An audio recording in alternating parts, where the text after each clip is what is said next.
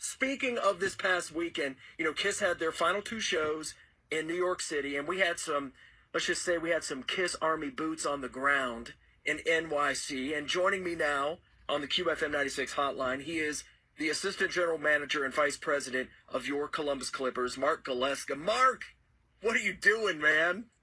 Arch, how are you, buddy? I'm good. You are back home, right? You back in Columbus? Back in Columbus. So let's start first before we get to the shows.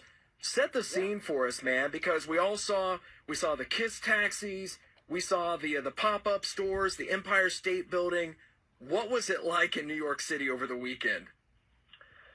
It was crazy. It was crazy, and I guess you never realize the power or the size of the Kiss Army.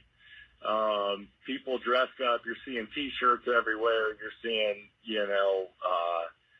signs everywhere, signs on the top of the taxis. There was a pop-up store, and we tried to go to the pop-up store, and the line to get into that was over 2 hours long just to get into the store. We did, the New York Post had a little setup, and each day a different street corner where they were giving away Kiss cookies, and New York Post commemorative covers, and of course we found that and stopped by that, and it was pretty wild. I mean, walking by the Hard Rock, and there was the digital signage. One said, "Welcome Kiss Army Australia after party." Oof. So it was, people from, heard a lot of foreign languages. People were coming in from all over the place for the final two nights. And you did both shows, didn't you? Yeah. The original plan was just Saturday to be there for the final one, and then there was a little group of us that went, and the two ladies on the trip wanted to go see the Rockettes Friday night, which left three guys with needing something to do, and we just happened to have the SeatGeek app on our phones, and next thing you know, it's 5 o'clock that night, before the show, and we're like, let's buy them, and found some. Wow. Let me call them cheap seats, Arch, but they were still $180 a piece. But we got in the door and saw the Friday night show too. So it was funny because I would get a text from you, and it'd be like this. You were. So let me try and set this up. I would get a text from you, and my wife would hear me in the other room. She would just hear me go, "Ah," and she's like, "Where's Mark now?" And I said, "Well, he just took a picture. He's in front of the door that the Kiss Elder album cover was." I was like, it was something new every time I'd get a text from you. But that was awesome, man. So let's talk about the shows themselves. Was there a better one, Friday or Saturday? I'm assuming Saturday, but your thoughts? Well, I would say both were great.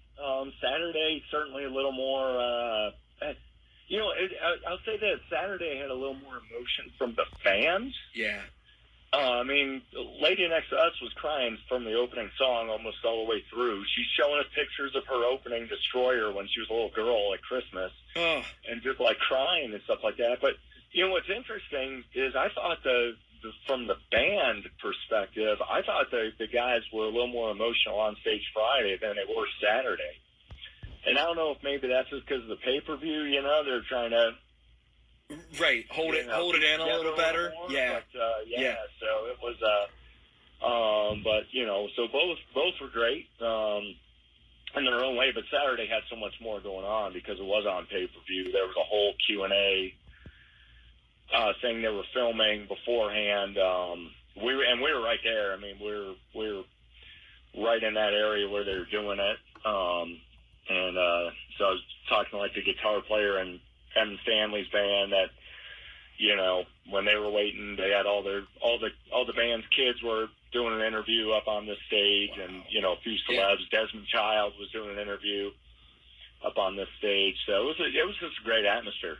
So I got to ask, what'd you think? Did you, when they the Kiss 2.0. What was the vibe there at Madison Square Garden when the Kiss avatars, you saw that and stuff? What I guess honestly, when you saw it and then kind of walking out, what was everybody kind of saying about that? Well, it was confused, I guess. Yeah. I mean, we still kind of are, aren't we? A little, not really sure exactly what this is going to mean, but yeah. I mean, so in the building, end of the show, and my voice is going. How could it not be? You were at the last two shows, dude. After, normally after one of their shows, as the fans are leaving the building, they're playing "God Gave Rock and Roll to You," and so in the building at the end of the show, the stage just filled with all three of the guys in front plus drummer. They they all went kind of up on their risers, and then just a ton of smoke.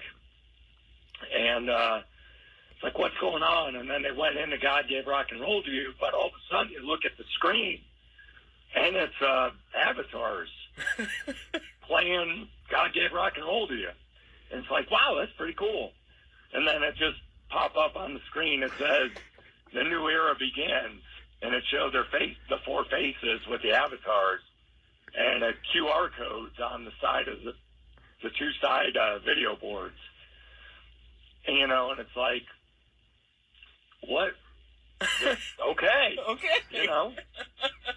All right. So, and it's, of course, we're being the Kiss nerds we are, we, popped out the phones and had to get the QR code, and it just took us to the website like every other fan. But Gene has taught you well. Well, and I think that was the comment from a lot of people, was like, man, Gene figured out a way to keep making money off of us. Yep, he sure did.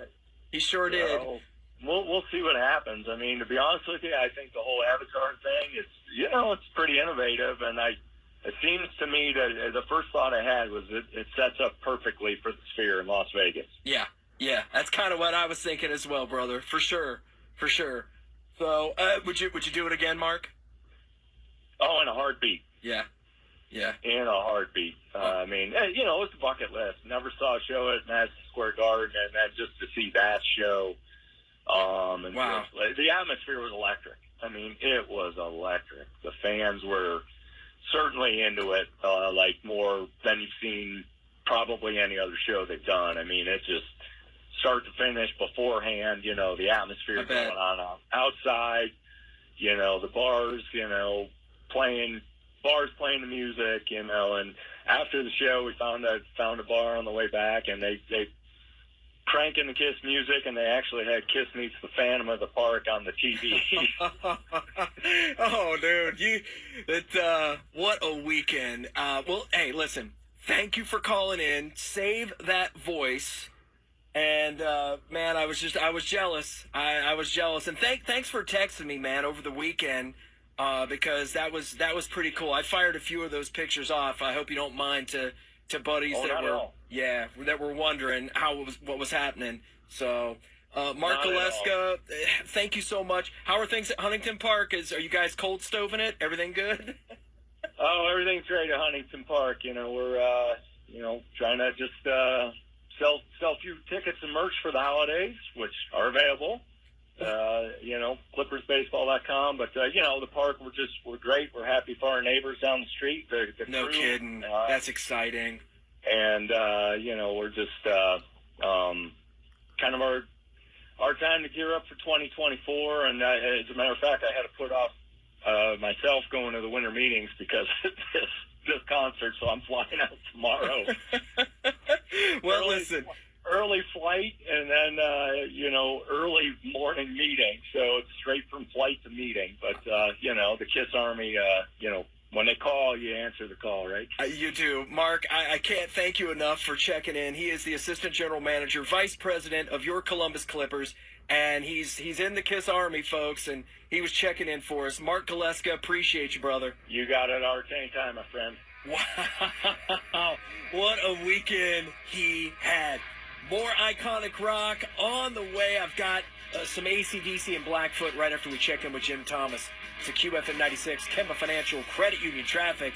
JT, what up? Archie, our big problem continues to be in Dublin. Westbound 33 between Avery Muirfield and Post Road. You've got a disabled vehicle reportedly blocking the right lane. You're slow from 270 as you work your way towards Post Road on 33 westbound. About a 15-minute delay with this disabled vehicle. And